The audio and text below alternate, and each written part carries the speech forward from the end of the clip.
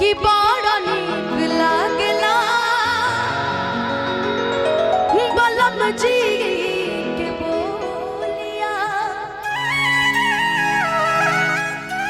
और जब से ले आइल बड़े आपन घर डोलिया कि बन के हमरा जिंदगी। इधर उधर बातें मत करो शिष्य। कि बन के हमारा जिंदगी में आयल अंजोर बड़े सावरना गोर बड़े।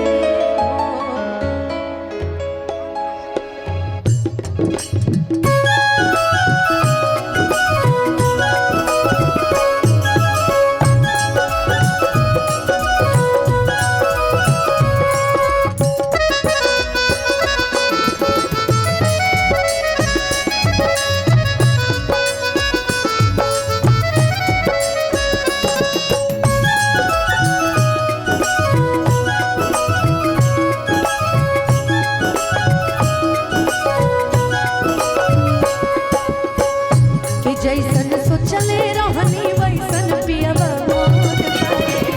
सावर न गोर बारे हो। जैसन सोचले रहनी वैसन पियबा मोर बारे सावर न गोर बारे हो। थोड़े छर हर पाता हमरो सोचतनी मयंक जी हेमा के बियाह हो गइल। अगला लगन में तारो बियाह होइए जाई। बाकी हमरो बुझा रहल बा कि सब बहिनिया है सब बबुआ के।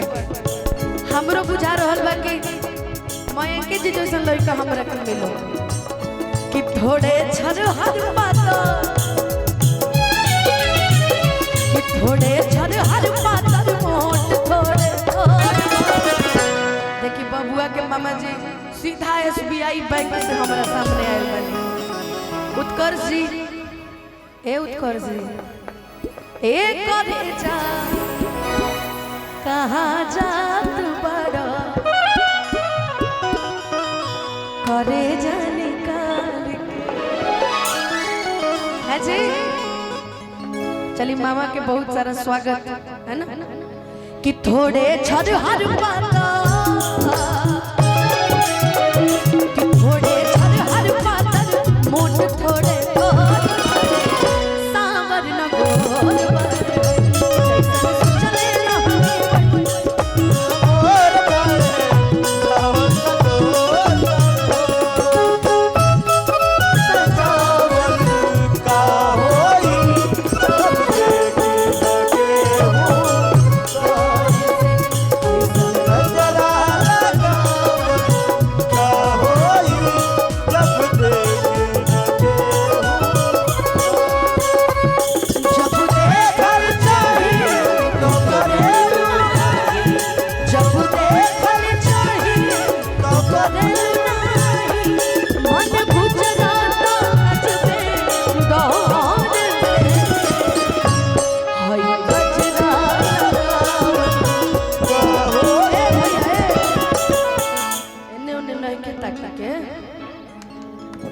हमरा के तुम नहीं देखो ए हेमा कि जब देख मयंक जी खतिन गावत खींच देख लड़ाई मत लगवई।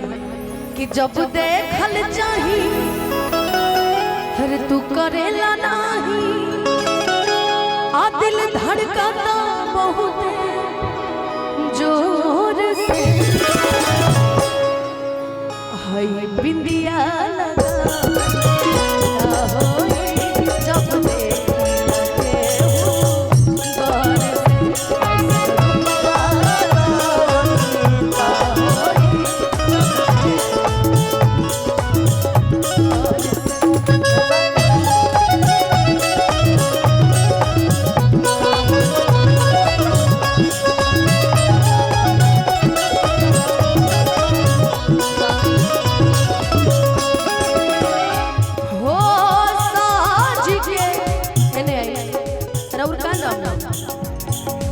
करिश्मा कपूर।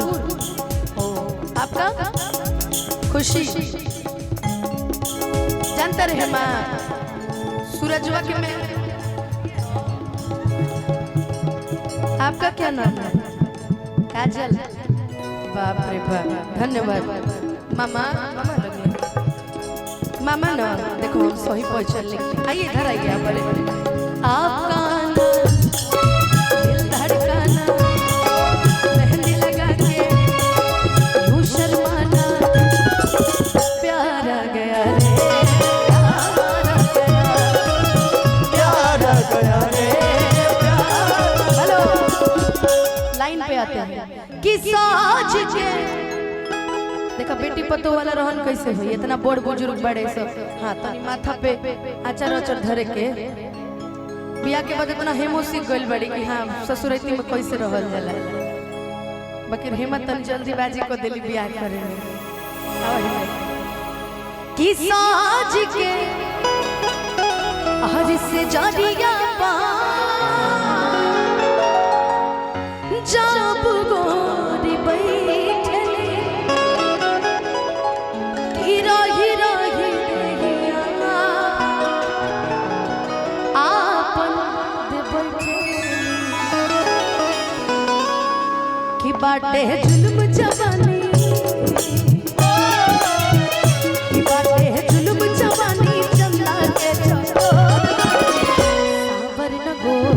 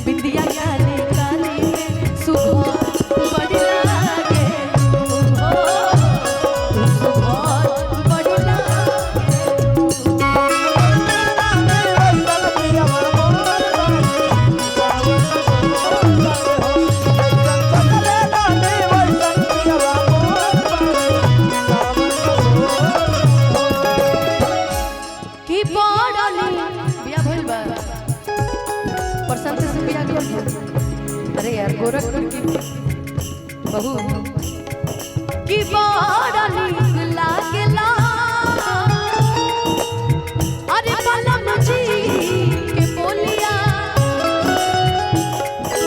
ई जब से ले आपन घरे डोलिया, जब से ले आई बारे आपन घरे डोलिया, जब से ले आई बारे कि बन के हमरा जिंदगी। एगो लाइन और कहे ई गाना के अंत में, इधर आओ काजल ना खुशी है ओ खुशी आपके लिए एक लाइन कहेंगे इस गाने के अंत में। मयंक जी की तरह, सॉरी उत्कर्ष, मयंक जी तो हमरा खातिर खाली बोली अपनी पसंद में मुझे तिनका ने एक नजर भी बर्दाश्त नहीं है। आप अभी हमारी पसंद अभी बस यही तक करेंगे। अभी उत्कर्ष जी आपके लिए कह रहे हैं, मतलब कह नहीं रहे, उनकी महसूस की हुई चीजें हम आपसे बता रहे हैं। छुप छुप के काहे तू यारेला, नौजरी के बहाना मारेला, तोहरा से दूर होके जियल चाहता नहीं, तोहरा से दूर होके जियल चाहता नहीं, तुझे ना